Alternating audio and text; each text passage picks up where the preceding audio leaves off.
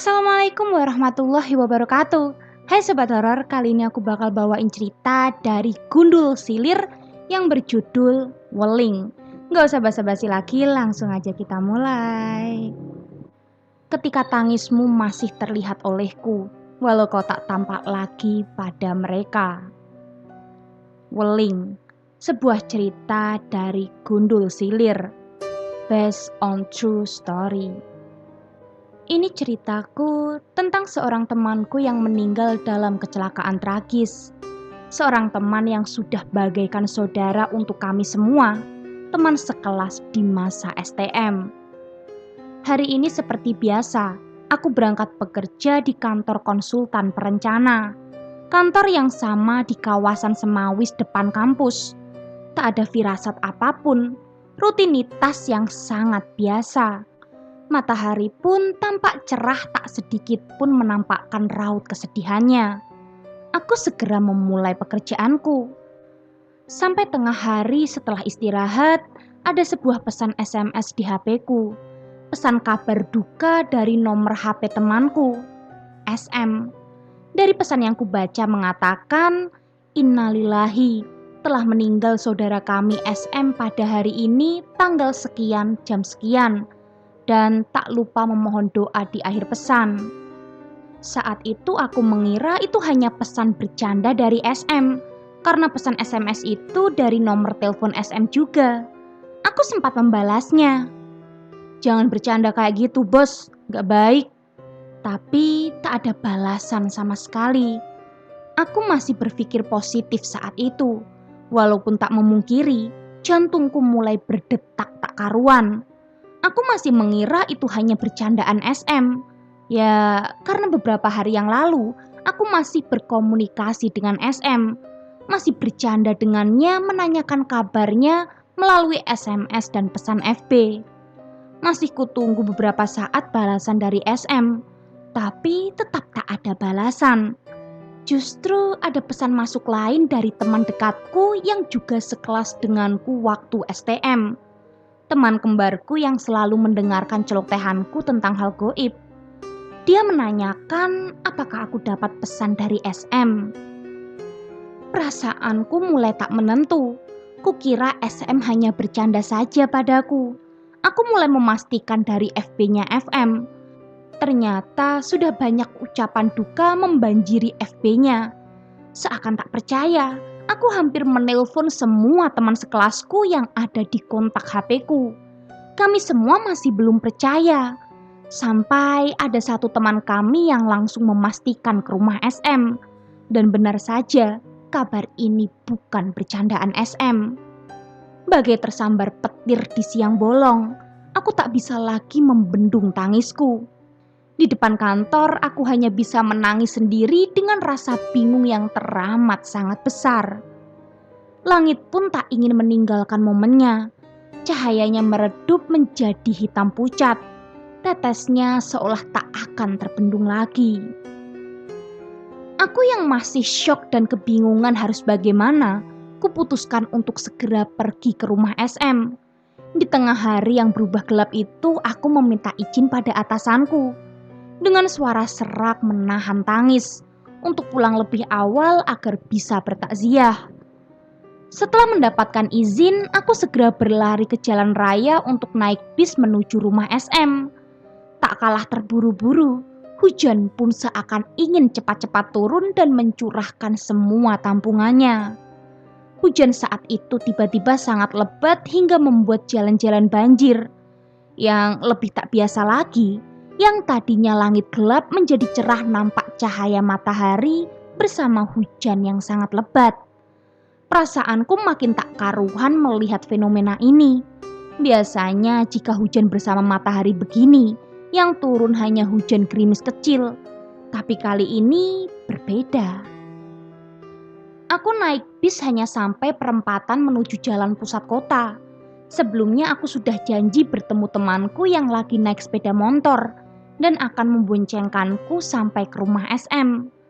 Di dalam bis sebelumnya aku menelpon RR, teman dekat SM yang berbeda jurusan dengan kami waktu STM. Ternyata RR tidak mendapat kabar sama sekali. Padahal dia yang paling sering bertemu setelah lulus STM. Tampaknya RR sangat tidak percaya. Saat itu kami semua teman sekelas SM yang berada di Semarang buru-buru menuju rumah SM. Sampai kami dapat kabar SM akan segera dimakamkan. Kami disuruh menunggu saja di pemakaman sampai jenazah SM datang, supaya kami tidak berpapasan beda arah dengan mobil ambulan SM. Tak berapa lama kami sudah berkumpul di depan pemakaman yang akan digunakan untuk memakamkan SM. Kami tetap berusaha memberi kabar pada teman-teman terdekat SM, walau hati kami masih tak percaya. RR pun ikut menunggu di pemakaman.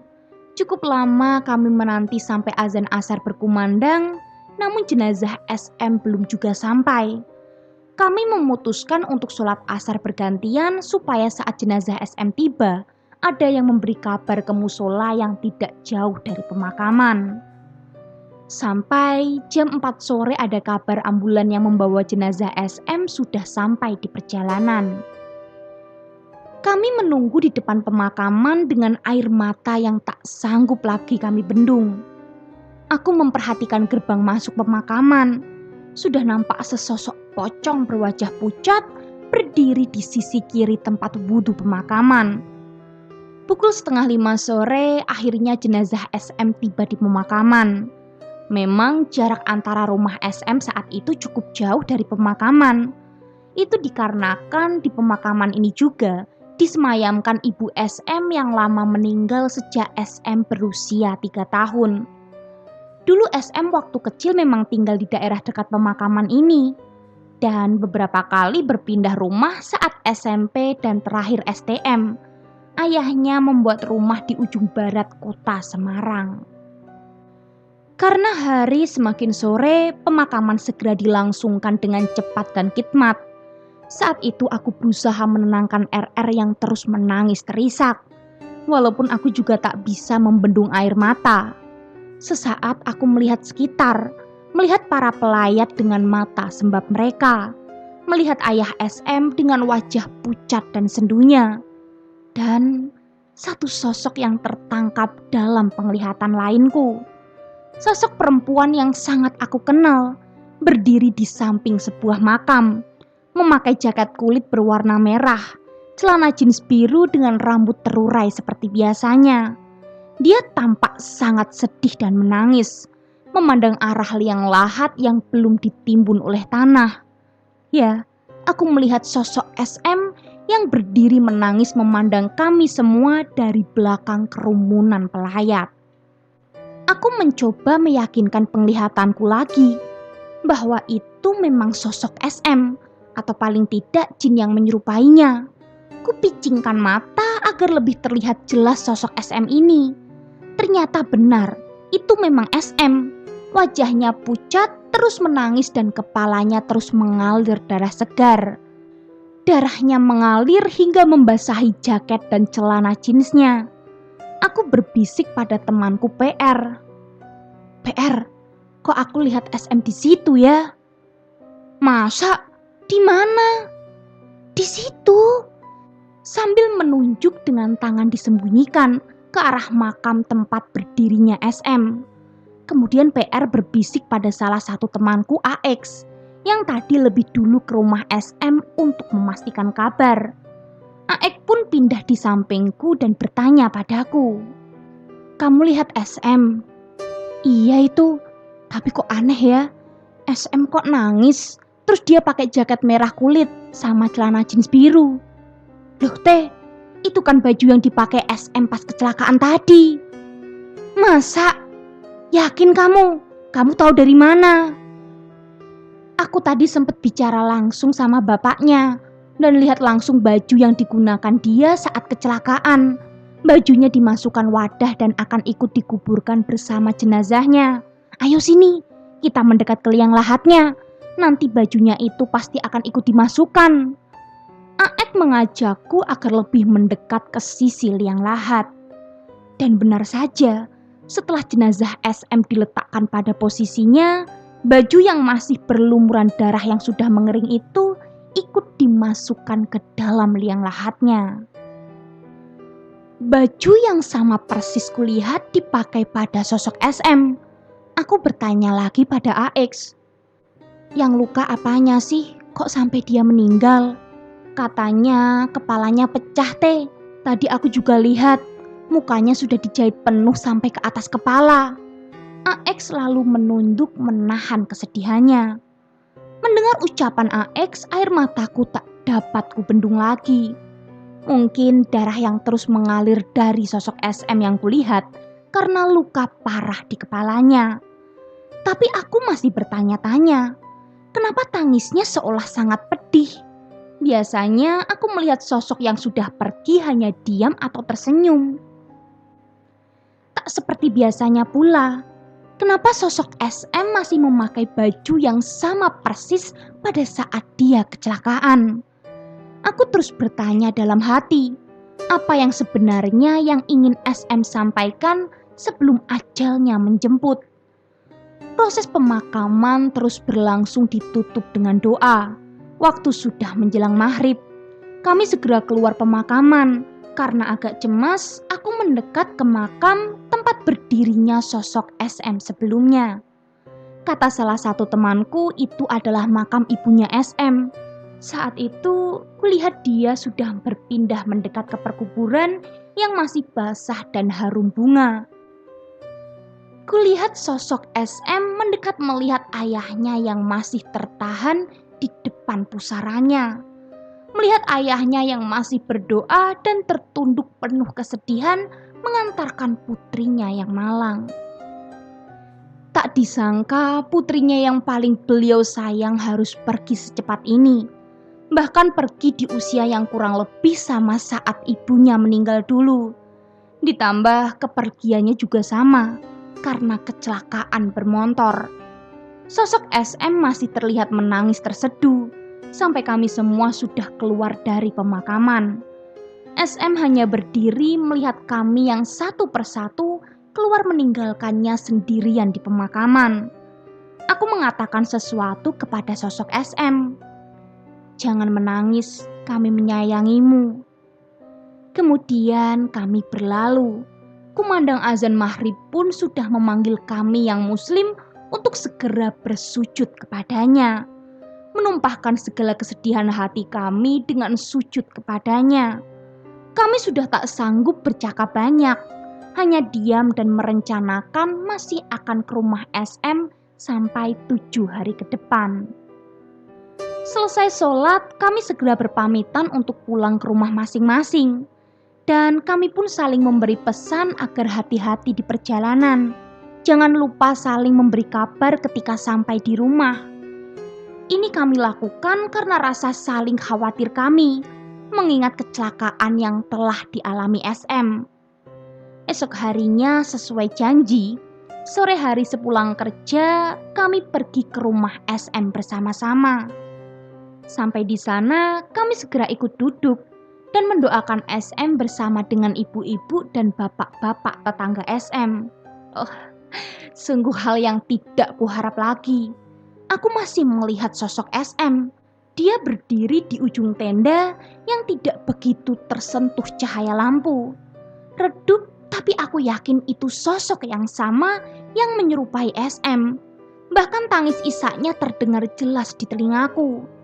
Sosok SM masih saja melihat sedih ke arah ayahnya.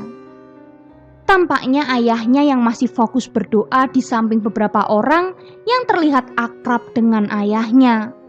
Aku terus memperhatikan sosok SM ini dan berbisik pelan kepada RR yang berada di sampingku saat itu. Aku katakan pada RR, aku melihat SM lagi. Karena takut, RR menggenggam tanganku dengan erat dan memfokuskan diri pada bacaan doanya.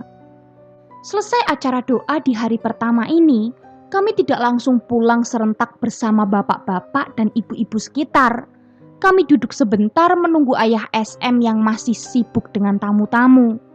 Untuk sekedar mengucapkan bela sungkawa dan memberi semangat pada beliau. Sembari menunggu, kami saling menceritakan kesedihan kami tadi siang. Dari mendapat kabar hingga cerita sebelum SM meninggal, RR pun memulai percakapan ini. Aku tadi kalau tidak ditelepon T nggak bakal tahu. Nomornya Ayam ganti beberapa kali, aku tidak diberitahu. Ayam adalah panggilan kesayangan RR dan SM dari kata ayang yang diplesetkan menjadi ayam. Tak pikir kamu itu sudah tahu, R, makanya aku telepon buat memastikan. Mungkin kamu sudah berada di rumah SM, ternyata malah nggak tahu. Aku udah hampir sebulan ini nggak ketemu Ayam, T. Malah nomornya diganti juga. Susah banget aku menghubunginya. Loh, biasanya kan kalian kemana-mana sering berdua. Apa baru sibuk-sibuknya? Terakhir ketemu itu kita berdebat panjang. Aku menasihati Ayam baik, tapi Ayam gak suka. Kata RR sambil tertunduk sedih. Emang yang kalian debatin apa? Kok sampai seperti itu? Tanyaku. Setelah lulus STM, SM jadi salah bergaul. Dia ikut bergaul sama anak jalanan yang kurang baik. Dia juga berpacaran dengan salah satunya. Setiap dia mau putus dan menjauh dari mereka, SM diancem. Bahkan SM pernah bercerita kepadaku. Dia pernah diancem dengan mengalungkan celurit di lehernya. Jelas RR. Kalau saja aku tahu, aku pasti akan terus merangkulnya bersama kami. Sayangnya SM sulit sekali dihubungi. Dikirim pesan hari ini, entah kapan dibales. Jawabku melanjutkan. Nah itu T, nomornya sering ganti juga. Karena pacarnya itu katanya cemburuan. Jadi susah menghubunginya lagi. Jelas RR. RR menambahi. Beberapa hari sebelum kecelakaan, katanya SM gak pulang ke rumah T. Dia pamit pada ayahnya hanya melalui telepon. Katanya menginap di rumah teman ceweknya namanya Z. Tapi kata ayahnya SM tidak pernah bercerita ada temannya bernama Z. Jadi sulit dikonfirmasi tepatnya di mana rumah Z tempat menginap SM. Loh, lah Z itu teman dari mana R? Kayaknya ya teman anak jalanan itu Teh. Lalu AX menimpali pembicaraan kami. Aku tadi pagi pas berangkat kerja itu sebenarnya lewat pas ada kecelakaan di jalan H itu. Tapi aku gak tahu kalau korbannya temanku sendiri. Kalau tahu aku pasti sudah berhenti. Lalu aku pun menjawab. Lah, namanya aja gak tahu. Begitulah memang seharusnya yang terjadi. Mungkin kalau kamu lihat saat itu juga hatimu sudah runtuh di situ juga. Bener kamu Teh. Kata orang-orang, kepala SM pecah terlindas roda truk besar. Helmnya saja pecah gak ada rimbanya. Motornya masuk ke kolong truk, depannya hancur. Kalau lihat langsung dan tahu itu SM, aku pasti udah lemas di situ juga. Makanya, dimanapun kita harus banyak berdoa dan lebih hati-hati di jalan raya. Kamu juga AX, kan kamu tiap hari juga lewat jalan situ. Hati-hati terus, itu kan jalan arteri. Apalagi itu banyak kendaraan roda besar, kataku menasehati AX dan RR. Iya Teh, jawab AX. Aku bertanya lagi pada RR. R, kamu tahu apa ya kira-kira yang masih mengganjal sama SM semasa hidupnya? Kok kayaknya SM pengen banget mendekat ke ayahnya, seolah mengatakan sesuatu yang sangat penting. Apa ya Teh? Kayaknya raut wajah RR seperti berpikir serius. Kayaknya apa? Kayaknya Ayam pernah bilang sesuatu ke aku, tapi aku ngiranya dia bercanda doang. Soalnya waktu itu dia ngomongnya juga sambil bercandaan. Tapi omongan dia saat itu jadi bikin aku kepikiran sekarang Teh. Bisik-bisik, ada yang desas-desus gitu, kayak gak jelas. Masa iya R? Aku juga gak tahu pasti Teh. Tapi kemarin kayaknya Mbah Uti Ayam nemuin sesuatu di kamarnya. Semoga tidak itu ya. Aku bakal menyesal banget kalau itu bener. Harusnya aku deket sama dia Teh. Kenapa aku terlalu sibuk kerjaan terus? Kata RR. Aku juga. Padahal aku chat dia juga beberapa hari yang lalu. Ngomong ngalor ngidul. Bilang mau ketemuan, tapi malah ketemu udah kayak gini. Bahkan gak sempat lihat wajahnya. Tapi mau gimana lagi, semua sudah takdir. Jelasku. Iya teh, aku nyesel banget. Baiklah, kita banyak doa buat SM. Dan tidak ada lagi yang datang menyerupai dia. Kataku mengajak RR dan AX untuk berdoa. Apa kamu masih melihat SM sampai sekarang teh? Tanya AX. Masih. Dia masih berdiri dan menangis di situ. Kataku sambil menunjuk samping rumah SM yang agak gelap. Enaknya kita gimana ya, biar dia gak menampakkan diri terus. Kata AX. Apa kita bilang ke ayahnya saja ya? Tapi aku gak enak. Nanti dikira aku mengada-ngada. Apa kita tunggu beberapa hari dulu aja baru kita bilang? Kataku. Iya teh, baiknya kita tunggu beberapa hari dulu. Atau sampai 7 harinya. Kalau sosok SM masih terlihat sama kamu, nanti kita bilang sama ayah SM sama-sama. Kata AX. Oke, kita lihat beberapa hari ke depan ya. Semoga gak nampak lagi. Kataku. Tapi sayangnya harapanku agar tak nampak sosok SM lagi pudar. Setiap hari aku datang mengikuti pengajian doa untuk SM. Setiap kali juga aku melihatnya. Bahkan sosok ini mulai mendekat kepadaku seolah meminta bantuan. Akhirnya saat pengajian doa hari terakhir 7 hari, aku berdiskusi lagi dengan AX dan RR serta teman-teman lain yang datang.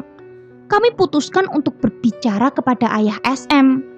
Kami memutuskan akan berbicara di saat pengajian telah selesai. Usai pengajian dan tamu sudah agak sepi, aku dan AX memberanikan diri untuk berbicara dengan ayah SM. AX memulai pembicaraan dengan ayah SM. Maaf pak, saya dengan Mbak T ini temannya SM di STM. Mau bilang sedikit sama bapak. Oh iya nak, aku ngerti kalian.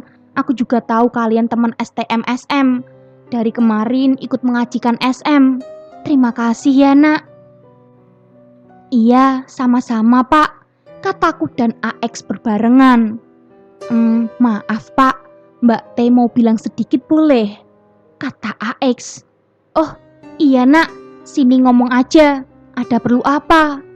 Mohon maaf pak sebelumnya.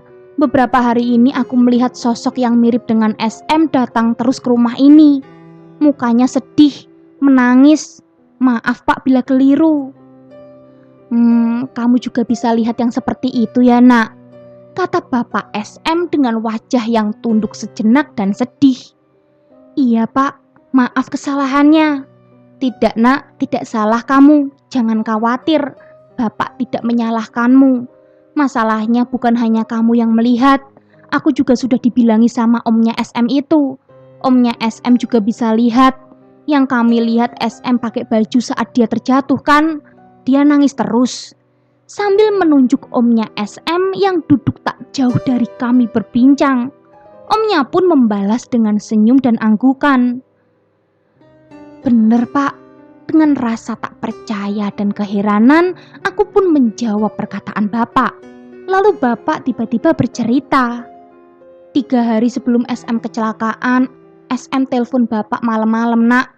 Ngomongnya mau menginap di temannya namanya Z. Lah tak tanyain rumahnya mana, tapi tidak menjawab. Sudah tak tawarin dijemput bapak saja, tapi SM maunya nginep saja. 3 hari bapak telepon suruh pulang. Tapi katanya besok juga pulang. Ternyata pulang-pulang sudah kayak gini. Tampak bapak mengusap air matanya yang tidak dapat lagi terbendung. Aku dan AX kompak menjawab. Iya pak. Harusnya malam itu langsung kujemput nak. Kenapa aku turutin anak itu? Kata bapak SM. Sabar ya pak. Sudah takdirnya Allah. Bapak semoga diberi keikhlasan. Iya nak. Sudah tak terima ikhlas, hanya kenapa SM terlihat terus. Mungkin mau minta maaf ke bapak, kataku. Aku sudah memberi maaf nak, kata bapak FM. Banyakin doanya sama-sama pak, kata AX. Iya nak, terima kasih nak sudah perhatian dengan SM. Terima kasih sudah ikut mendoakan terus. Sama-sama Pak, Bapak yang sabar ya, kataku dan AX bebarengan. Iya nak, tidak menyangka nasibnya SM kok kayak ibunya, kata Bapak SM. Aku dan AX hanya bisa tertunduk. Beberapa saat kemudian kami pamit untuk pulang. Bapak berpesan agar hati-hati di jalan. Bapak juga akan mencari cara agar sosok yang menyerupai SM tidak nampak lagi. Hari itu kami semua pulang dengan sedikit kelegaan walaupun masih ada rasa yang mengganjal. Sekitar seminggu kemudian aku juga kurang ingat. Aku bertanya kepada AX, apakah ayahnya SM masih ditampakkan sosok SM yang sama? Karena AX yang dekat dengan rumah SM serta punya kontak nomor ayahnya SM. Kata AX, omnya SM sudah melakukan sesuatu agar sosok SM tidak muncul lagi. Yang aku ingat, makam SM ditaburi kacang hijau beserta lain-lainnya yang aku kurang paham. Katanya kacang hijau yang ditabur di makamnya dapat meredakan kegundahan hati SM yang meninggal mendadak. Aku juga gak paham apa maksud dari Om SM. Itulah ceritaku tentang SM sahabatku. Mohon doanya untuk sahabat kami, saudara kami, keluarga kami SM. Semoga amal ibadahnya diterima Allah Subhanahu wa Ta'ala. Semoga dosanya diampuni oleh Allah. Pesanku buat kalian, selalu berdoalah sebelum bepergian, terus berhati-hati di perjalanan. Pilihlah jalan yang baik untuk hidupmu. Pilih temanmu yang bisa membawa ke surganya. Selesaikan setiap masalahmu dengan pikiran dingin dan hati yang lembut. Selalu minta izinlah kepada orang tua. Berusahalah jadi orang yang terbaik. Ingat, jangan percaya jin atau apapun. Selesai. Gimana sobat horor? Sedih banget kan ceritanya? Kalau gitu tunggu cerita-cerita menarik lainnya dan jangan lupa nyalakan lonceng notifikasinya. Bye.